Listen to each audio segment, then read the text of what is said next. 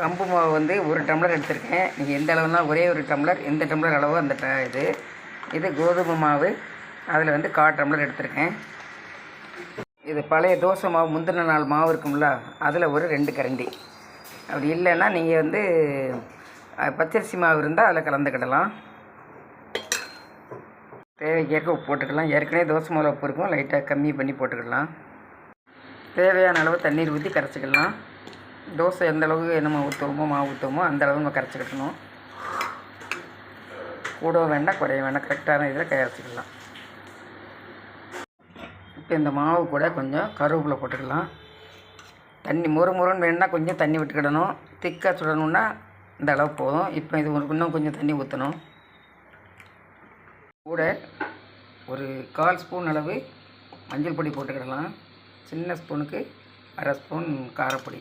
இதையும் கலந்துக்கிடலாம். கலந்து சுடும்போது இப்போ சொன்ன நல்லாயிருக்கும்.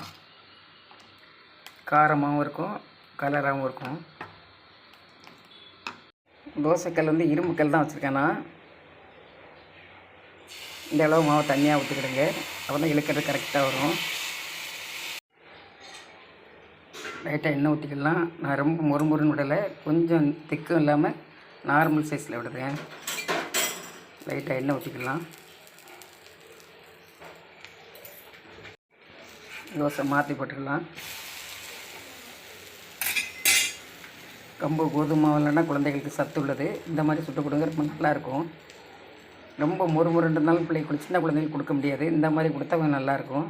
முறுமுறுன்னு வேணால் கூட கொஞ்சம் தண்ணி விட்டுக்கிடணும். விட்டுட்டு முறுமுறுமாக இழுத்துக்கிடலாம். முறுமுறு தோசை ரெடி ஆகிடுச்சு பாருங்கள்.